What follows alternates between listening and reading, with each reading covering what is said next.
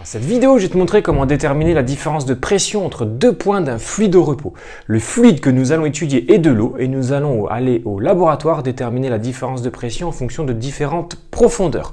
Je précise que nous allons aboutir à la détermination du principe fondamental de l'hydrostatique.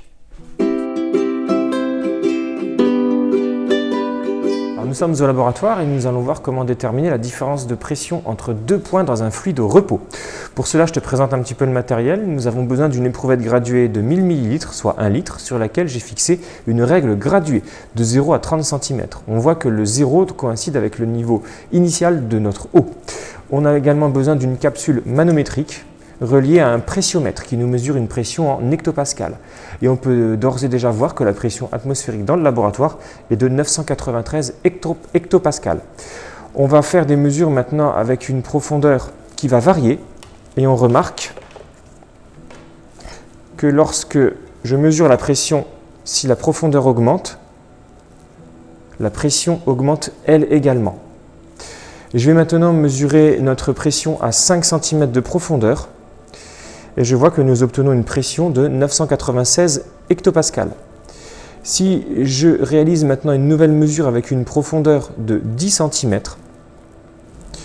je remarque que ma pression est de, alors je suis à 10 cm, 999 hectopascal. Alors que si je mesure une pression avec une hauteur de 15 cm, cette fois la pression est de 1002 hectopascal.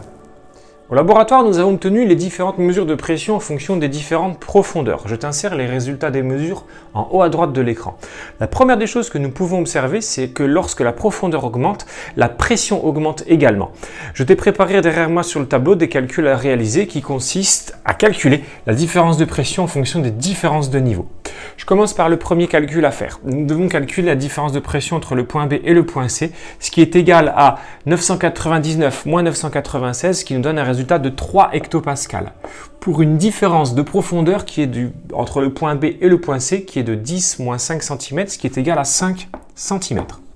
Nous avons également à calculer la différence de pression entre le point A et le point B, ce qui est égal à 1002 moins 999, ce qui nous donne également 3 hectopascal. On remarque que c'est le même résultat. Nous avons à calculer la différence de profondeur, qui est la différence de profondeur entre le point A et le point B, qui est de 15 moins 10 cm, ce qui nous donne un résultat de 5 cm. Nous avons également à calculer la différence de profondeur entre le point A et le point C, ce qui est égal à 1002 moins 996, ce qui nous donne 6 hectopascal. Et nous avons également à mesurer la différence de profondeur entre le point A et le point C, ce qui est égal à 15 moins 5, ce qui donne 10 cm. Ce que nous pouvons observer, c'est que lorsque les différences de pression, de niveau sont égales, alors les différences de pression sont également égales. On le voit entre la première ligne et la deuxième ligne. Les différences de pression sont égales et les différences de niveau sont égales. On remarque également que lorsque les différences de pression sont doubles, les différences de profondeur sont également doubles. Nous pouvons également calculer les différents rapports que je t'ai préparés sur le tableau, qui consistent à calculer le quotient entre les différences de pression sur les différences de niveau.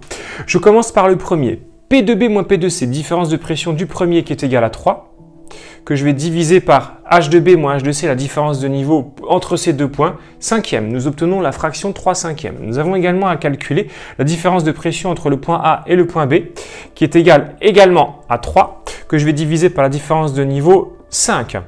Nous obtenons également la fraction de 3 cinquièmes. Nous avons également à calculer la différence de pression entre le point A et le point C, qui est égale à 6, que je vais diviser par la différence de niveau entre ces deux points, qui est égale à 10. Nous voyons que ces fractions sont égales. Effectivement, 6 dixièmes, si je la réduis, est égal également à 3 cinquièmes, ce qui donne un quotient qui est égal à 0,6 sous écriture décimale. Ces rapports sont donc égaux.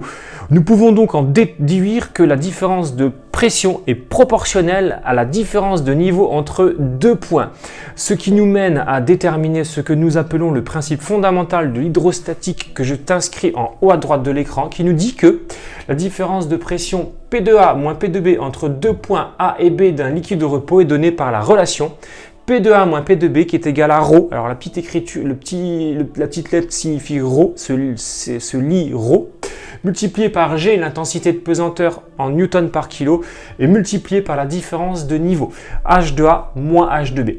Je précise que ρ, la masse volumique du fluide au repos que nous avons étudié, était de l'eau. Elle correspond à 1000 kg par mètre cube. Nous avons également la différence de profondeur qui doit s'exprimer en mètres.